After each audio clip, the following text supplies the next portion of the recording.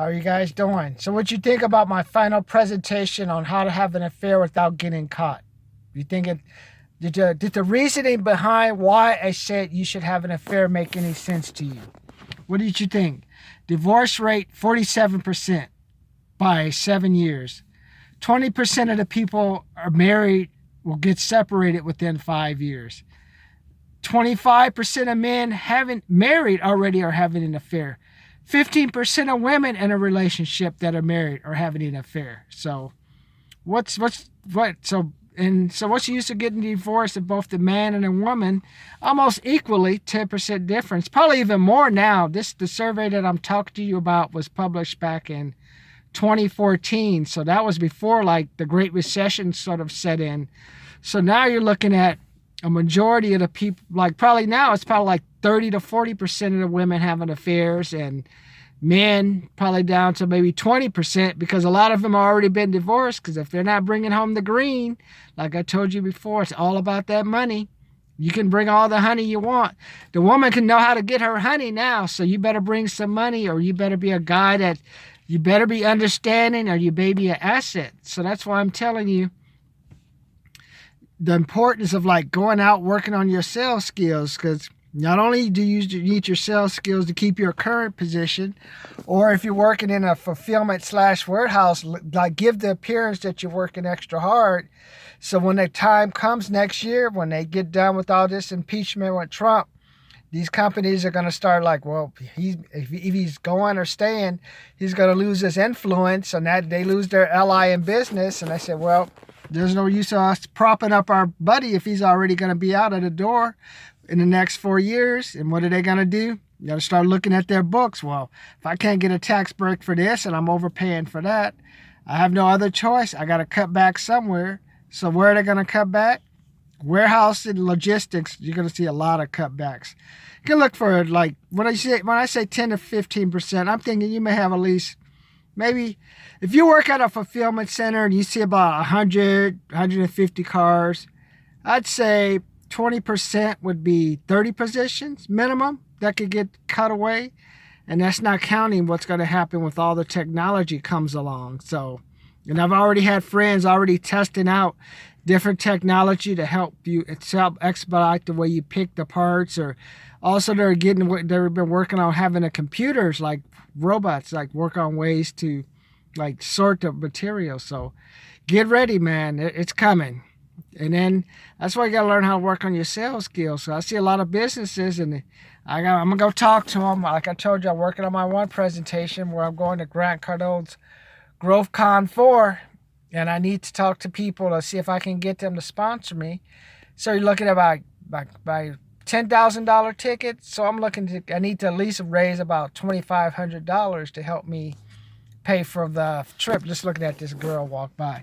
So, and that's why when I was talking about my theme for why you have to have an affair, like with these relationship now, the religions, like back in my old day, the reason I picked this subject, back in my day, the man was primarily the bread earner, so they were the ones that were having an affair, doing all kind of bizarre stuff.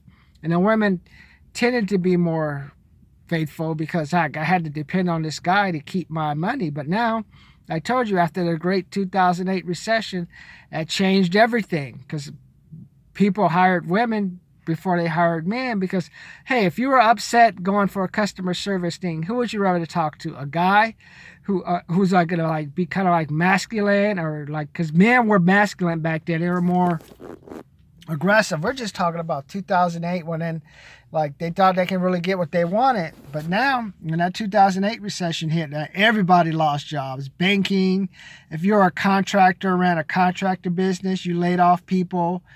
Car dealers went out of business. Any type of like grading contractor, excavation, plumbing, all those businesses basically went down the door. So only business that survived were like, they just say, hey, let's get the women to work for us. Person's already going to be bitter, but at least the woman will make them feel more relaxed. And since then, you see how the women have grown in stature and power. And also, that's when a lot of this, like a lot of the affirmative action, let's get the women past the glass ceiling kicked in.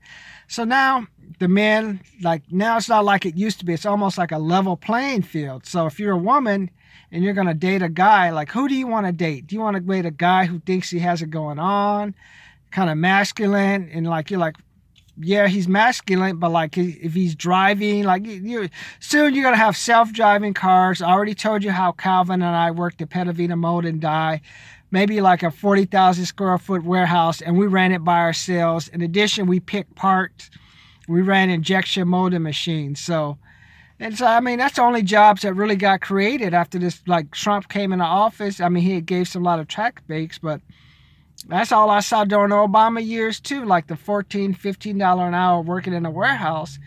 The problem with that is like if the rent is $1,870, how are you going to pay your rent? Like after you work that $14, $16, maybe you're left with about $1,900, pay your rent. Now you're living on $100 a month. But also, like I see a lot of people with, like if you drive by some of these warehouse slash, I gotta call them warehouses. What is a fulfillment center? Honestly, what does that mean? I mean, these euphemisms. That's like black. No, I'm black. Oh, African American. Just I'm black, man. I was black. And it doesn't matter because if you get around to black people, they call you terms worse than any white person could ever call you. So just call me black, man. Just be done with it. Just all these different terms we use, but. But I don't know how, that's why I'm saying like this is the time where work on your sales skills. I'm going to be coming to your business. I'm going to be saying, hey, this is Martin. I'm going to this workshop in Las Vegas. Want to see if you can sponsor me in return. I'll bring you the best of what I learned and we'll summarize it and apply it to your businesses. And that's my project. Cold calling.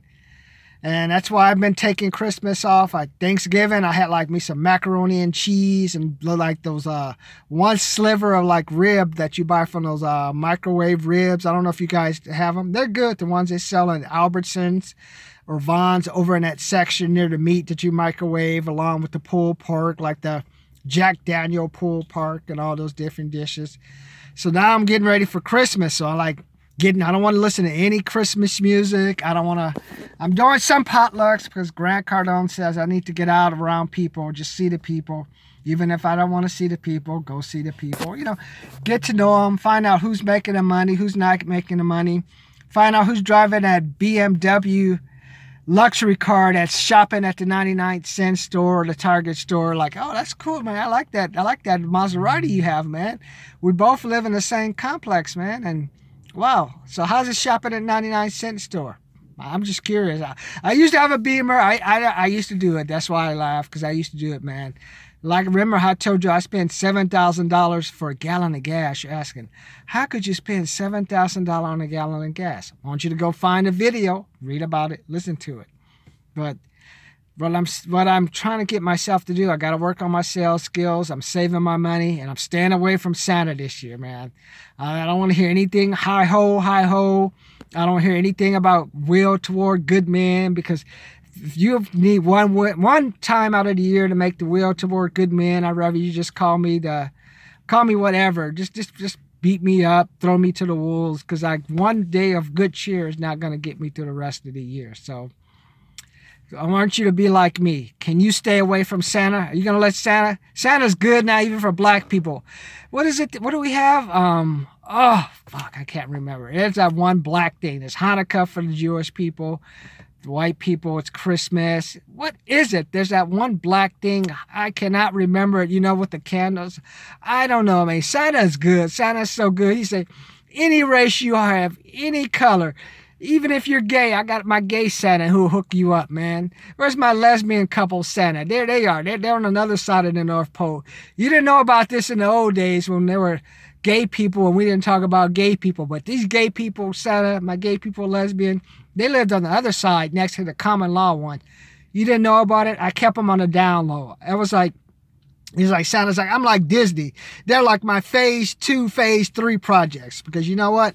I'm going to get your money. So I don't want you to let Santa take your money. I hope some of you guys didn't get caught up in all this Black Friday stuff. Why does Black Friday last almost a month and a half? Please comment below.